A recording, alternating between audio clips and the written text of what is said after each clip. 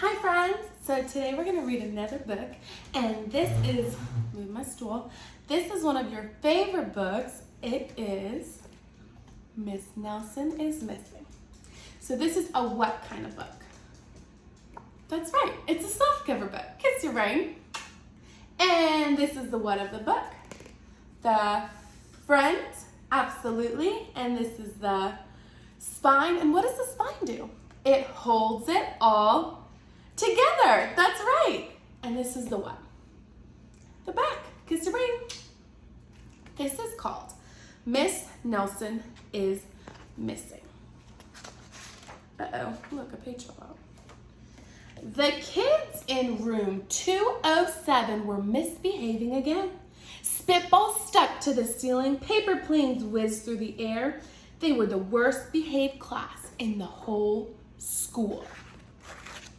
Now settle down, said Miss Nelson in a sweet, sweet voice. But the class would not settle down. They whispered and they giggled. They squirmed and they made faces. They were even rude during story time. And they always refused to do their lessons. Something will have to be done, said Miss Nelson.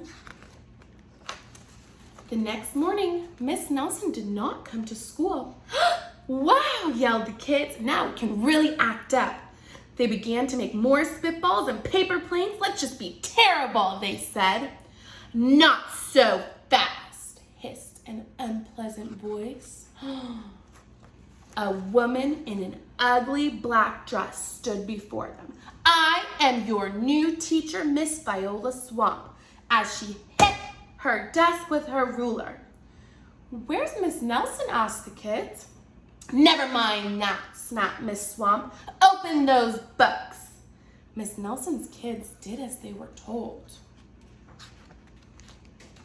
They could see that Miss Swamp was a real witch. She meant business.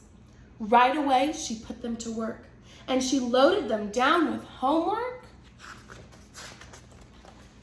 We will have no story time today, said Miss Swamp. Keep your mouths quiet, said Miss Swamp. Sit perfectly still, said Miss Swamp. And if you misbehave, you'll be sorry. The kids in room 207 have never worked so hard. Days went by and there was no sign of Miss Nelson. The kids missed Miss Nelson. Where do you think she is? I wonder. Maybe we should try to find her, they said. Some of them went to the police. Detective McSmog was assigned to the case. He listened to their story. He scratched his chin. He said. I think Miss Nelson is missing. Detective McSmog would not be much help. Other kids went to Miss Nelson's house. The shades were tightly drawn and no one answered the door. In fact, the only person they did see was the wicked Miss Viola Swamp coming up the street. If she sees us, she'll give us more homework. So they got away just in time. Maybe something terrible happened to Miss Nelson.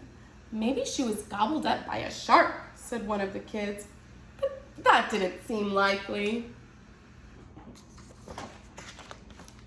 Maybe Miss Nelson went to Mars, said another kid. But that didn't seem likely either. I know, said the know-it-all of the class. Maybe Miss Nelson's car was carried off by a swarm of angry butterflies. But that was the least likely of all. Can butterflies pick up your car? No. The kids in room 207 became very discouraged. It seemed that Miss Nelson was never coming back, and they would be stuck with Miss Viola Swamp forever. They heard footsteps in the hall. Here comes the witch, they whispered. Hello, children, said somebody in a sweet voice. Who is it? It was Miss Nelson. Did you miss me? She asked. We certainly did, said all the kids. Where were you? That's my little secret, said Miss Nelson. How about story hour? Oh, yes, cried the kids. Miss Nelson noticed that during story hour, nobody was rude or silly. What brought on this lovely change? She asked. That's our little secret, said the kids. Miss Nelson took off her coat and hung it in the closet, right next to an ugly black dress. When it was time for bed, she sang a little song. "I'll never tell," she said to herself with a smile. P.S. Detective McSmog is working on a new case. He is now looking for Miss Viola Swamp. Thanks for coming. See you later. Bye, guys.